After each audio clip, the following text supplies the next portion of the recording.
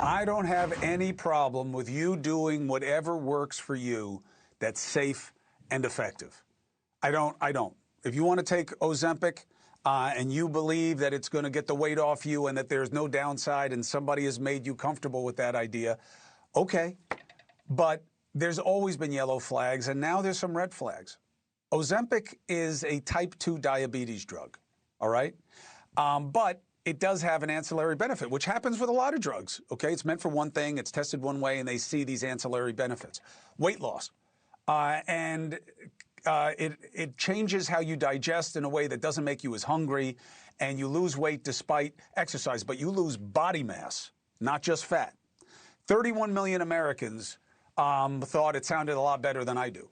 And they're taking GLP-1 and they're losing weight all over the place. You see people walking around looking, different than you saw them the last time. A lot of them got like a hangdog look because they've lost so much body mass. I want you to hear the conversation I had with Dr. Mark Hyman, very respected, right? In 2023, one of the first medical segments we did here at NewsNation. Here's where we were. I don't know if that's a good idea or safe because we don't know what these compounds are manufactured with. They don't know if they're safe. We don't know how regulated they are. So I think it's risky business to do that. There's going to be a lawsuit. Somebody's going to get hurt, and I'm telling you, somebody's going to get hurt, God forbid, and there's going to be a lawsuit. I can't believe how much younger I look. Anyway, we're now hearing about thousands of lawsuits filed claiming these drugs cause serious harm to its users' health. Eye strokes, brain dysfunction, intestinal problems, some argue could be lethal. So I asked Dr. Hyman to come back to talk about what he's learned since then and what his concerns are when it comes to GLP-1s. Okay? It's good to have you, Doc. Good to see you again. How you doing? So, always good to see you. You look great. I look like I'm 15 years older. I got to meet with you and figure out what I need because I'm getting something wrong. So, look, what have you learned about these drugs that give you different context in terms of what do you think is going to happen with them?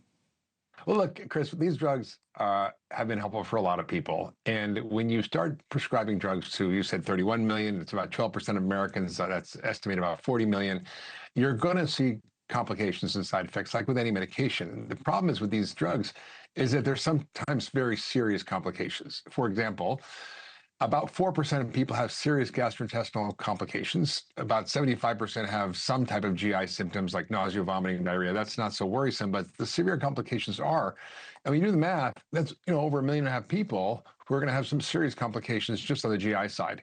And then you've got bowel obstruction, which doesn't affect that many people. But if you're the one who has it, it's a very serious problem. You need emergency surgery. You can die from it. You can get sepsis. You can get pancreatitis, also another complication. So while they're helpful, they do not come risk-free. And it reminds me of an article I read in the New England Journal years ago that said, be sure to use new drugs as soon as they come on the market before the side effects develop. Because what happens is these drugs go through trials. They're relatively small trials, but then they're unleashed on the population, and you've got millions and millions of people taking these in ways they've never done before. So you're going to see all kinds of side effects. Now, is the risk benefit there? For some people, it is. I think for the average person, I think maybe want to lose 10 or 20 pounds, probably not. You've got, I think the highest density of prescriptions in the U.S. is on the Upper East Side of Manhattan, which isn't a center of obesity. It's just a center of people who want to look good. So I think we have to kind of reconsider who we're prescribing this for, be judicious, be clear with our patients about what actually the risks are, and also help them understand that this is, in order to lose weight, it's not just a quick fix. You have to combine it with higher protein intake, with strength training, and then if you get off the drug, you need to maintain lifestyle change. Otherwise, the weight just comes back on, and about 65% of the weight comes right back on. See, I think that's my beef. By the way, it's not just like, Dusty's an ascetic, right? She believes in the grind. She's a grinder. She always has been. And that's why she can persevere through anything. And she's maintained longer than most, right? But most people taking this drug do not complete the other components of change.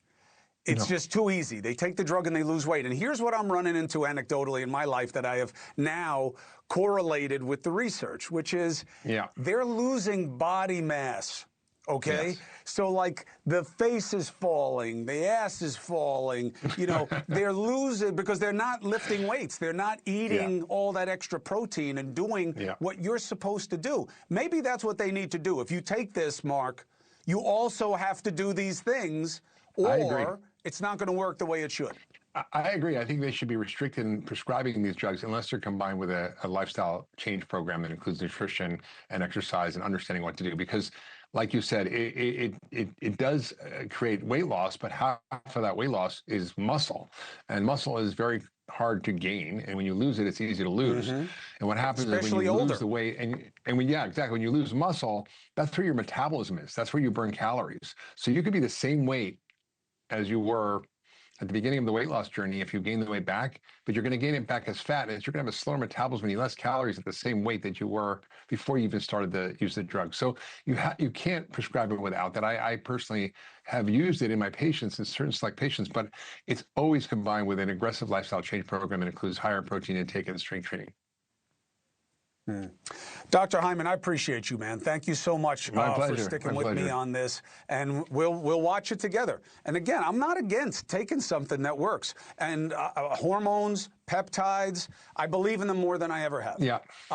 You know, as I learned, so I'm not against it. I'm just saying it's got to work and it's got to be safe.